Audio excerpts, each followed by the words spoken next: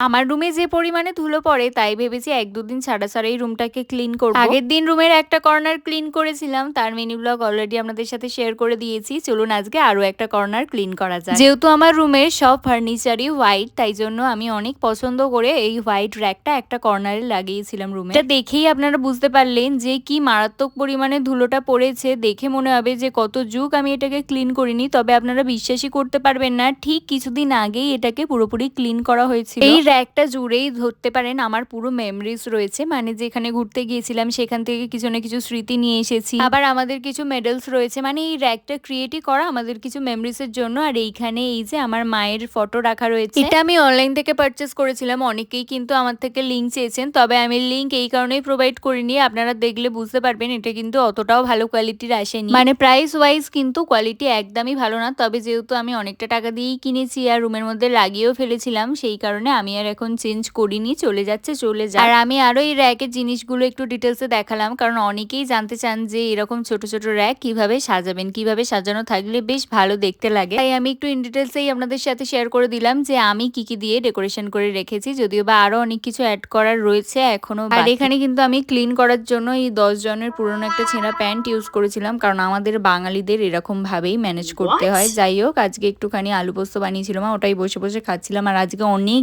দিন বাদে সাইকেলিং করলাম, মানে লিটারালি অনেক বছর বাদে সাইকেলে হাত দিলাম, এই হচ্ছে আমার অবস্থা।